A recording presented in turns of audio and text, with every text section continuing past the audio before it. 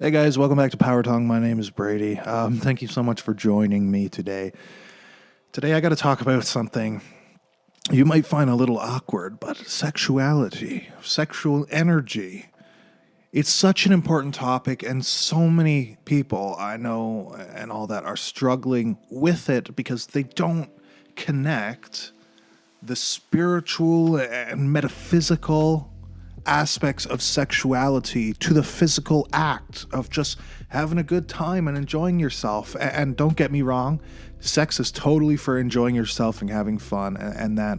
But if you are caught in a negatively polarized cycle where it harms others, know that there are severe ramifications upon your soul if you choose that path. So we're going to reference the Law of One, of course, which is the base text that has radically transformed my own spiritual practice, gave me so many answers, blessed me in so many ways. And I just hope that it helps you too. I know these videos are just me rambling on and on and on, but it's just stuff that I really feel I have to say. So I just say it. I just say it on here. This is my own psychology appointment or whatever you call it. So let's look at sexual energy in the cosmic context. The Law of One, the raw material, views sexual energy as a powerful expression of the universal creative force. It's both a biological function and a metaphysical tool for spiritual evolution. When we do it, when we have the sex, we merge energies in a sexual union that is symbolic of that union we all live in every day, of the Law of One, this one unity with our Creator. And in the act of sex, male and female reflect the dual aspects of that one infinite Creator. And hold on, before you immediately dismiss me for being whatever, anti-LGBTQ plus IA, and all that. Female and male energies, the feminine and the masculine, exist in all things. I'm not talking about your physical complexes, sexual genitalia, and body parts, and all that. I'm not talking about that. I'm talking about energy.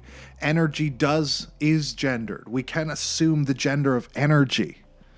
We can assume the gender of astrology. We can assume the gender of the tarot. You understand that when it comes to these energy functions that exist in the cosmos, they do have either a masculine or a feminine energy. And that's to lend towards this balance of all things that results in that Law of One unity at the end of time. Sexual energy is a part of the vital energy system of the human body. Sex keeps us alive. Sex is so very important, influencing spiritual, mental, and physical states. And understand something, this is why when you take a priest or whatever and you force them to be celibate, does that often result in positive results? No, it often results in situations of abuse, manipulation, keeping secrets, all these things that manifest from that. The same way in a relationship, if you're in a relationship with somebody and they're not having sex with you or whatever, what happens most of the time? Cheating, secrets, all this stuff. Because sexual energy transfer is vital to human life. It needs it. Sex needs to happen. You understand how important sex is? You understand what I'm saying here? It's absolutely necessary for life. This isn't to say, there isn't situations where you can abstain. Of course there is. People have been really horrifically abused, manipulated, and psychologically tortured and all that with sex for so many years. And they, of course, choose a sexless path afterwards. And all power to them. I absolutely understand that and resonate with that. If you've been hurt sexually, staying away from sex is probably one of the most powerful tools you can implement to be okay. We all need to be okay at the end of the day. But I'm not talking about those situations. I'm just talking about mainline life for those that are blessed enough to have a healthy psychological outlook. So let's talk about really quickly the energy centers of our body. We have these chakras, or these concentrations of energy, the logos within us. And each one of those little portions of your body is connected to a sexual function. So we have the root chakra. The root chakra, or the red ray. We're going to move up the body. The root chakra. This is where your sexual energy begins. This is survival-based desire. The desire through the ages, where the raw, primal, cave-like man need to have it right now. That's a red ray root chakra function. What we associate with this in terms of keywords would be reproduction, physical vitality, survival, making the human race carry on. This was back in the beginning of times when man had to reproduce to survive. There wasn't a thought about just doing it for pleasure. It was for survival. Move up to the orange ray, the sacral chakra.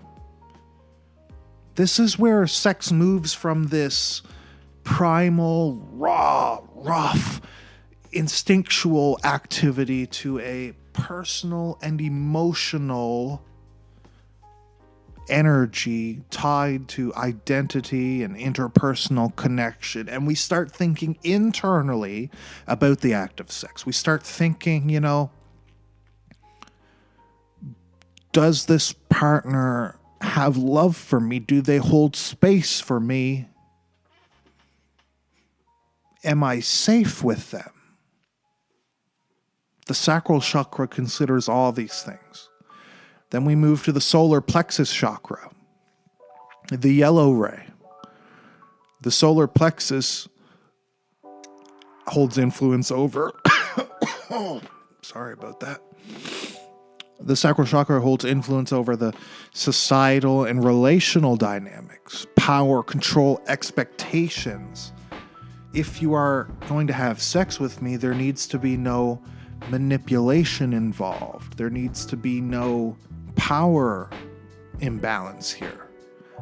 I can't have sex with you because you hold power over me. I can't have sex with you because it's my responsibility. And this is why people in all these mainline, sorry, that's kind of out of focus, but these mainline evangelical Christian traditions have so many sexual problems in their relationships, because the woman has to have sex with her husband because he holds power over her, and he interprets the scriptures to say that he is allowed to demand sex whenever he wants. Burned off some of my arm hair there. That's all right. Move to the heart chakra, the green ray energy. Love, love, love. We've moved from the primal.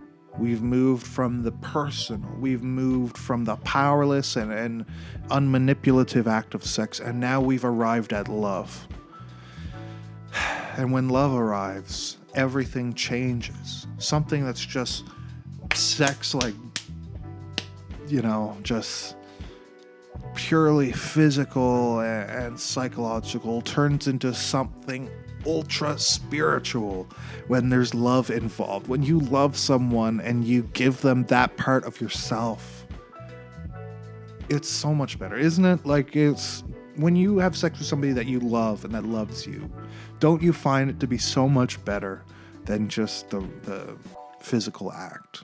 And I think most people would agree with that. But love transforms sexual energy into a sacred spiritual act. True merging of your spirits occurs here. Energy transcends the self-centeredness act of the primal sex that our cavemen had, and it really shows you the true nature of human connection. Then we move to the blue ray, the throat chakra. Communication comes here. What is sex without communication? You need to communicate with your partner. Tell them what you like, tell them what you don't like. Tell them they're doing a good job. Tell them your sexual history. All of these aspects and nuances of communication aid in honest sexual expression. They aid in the positive nature of moving forward sexually with this partner. We move to the third eye chakra, the indigo ray. We take all this sexual energy that goes in,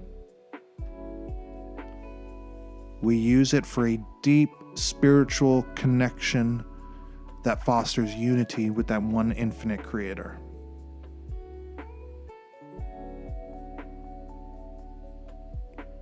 See God every time your partner takes their pants down. It's like a crude way of looking at it, but this is the reality. Use this sexual energy, which is so powerful and influential over our lives. Use that to see God in your own situation. And the crown chakra, the violet ray.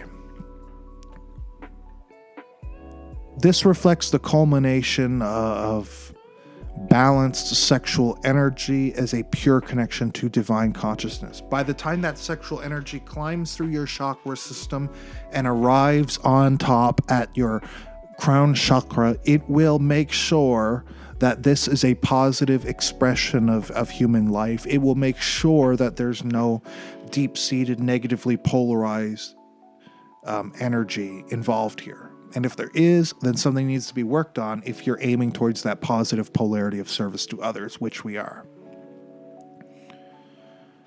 So we're given an opportunity when we have sex. It's a catalyst, as Ra called it, for polarization. Every time you have sex with somebody, you choose service to others or service to self.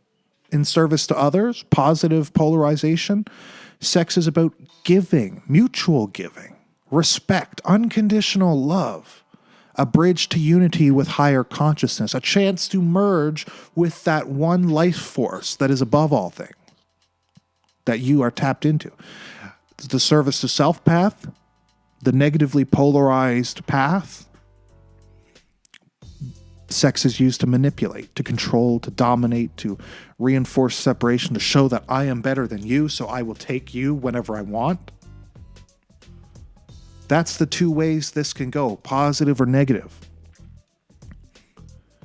In a harmonious sexual relationship where things are positive, energy is exchanged equally between the partners, and it balances each of those energy centers we discussed. If each of those positive aspects are present, there is harmony, there is a positive result from that sexual act. Remember mutual love. Remember connection, acceptance. Remember emotional and spiritual alignment. Remember communication, trust. Be open, be honest. And know that there is a deep, deep aspect in sex that can heal you. There is so much healing to be had from sexual energy. If you use it with love, with all these positively polarized examples, it can clear so many blockages out of your chakra systems. It can absolutely restore balance to your energy centers. And it also aids in releasing suppressed emotions and trauma. In heart-centered practices where you've been through some shit, you've been through some emotional turmoil when it comes to sex, sometimes biting the bullet and having sex, even though you're not entirely convinced that it's a good idea, but of course you have been consensual and decided to move forward with this with mutual understanding with your partner, you can heal so much trauma with it. So on a cosmic level, there's higher implications of sex. It can enhance a Kundalini awakening or the rising of energy throughout your chakras to connect with the divine. It can aid in spiritual creativity. The best artists have lots of sex because sex is the energy of creativity, of intellectual art, of compassionate endeavors. And of course, the cosmic creation, it's a mirror of our connection with our Creator when we become one with somebody else, another human being. It's not just physical, it's spiritual. You need to respect and know its power. Remember to be authentic, to communicate with your partner. Remember to balance each of these energy centers because they each are key to this Kundalini awakening you're hoping for. And of course, remember consent. Remember alignment with that individual. Never have sex if you're not absolutely sure that that other person is dying for it with you. Anyway, there's just a few musings on the energy centers and sex. And I know it's just kind of a brain dump, but in a way, this is just me working through some of this stuff myself. I've been curious about the same topics, so I just kind of took what Ra said in the Law of One and dumped it out to see if you have any of the same thoughts. Anyway, we'll talk to you again soon. Bless you, love you. You guys are amazing. Subscribe if this resonates with you, and we'll see you again very soon. Love you.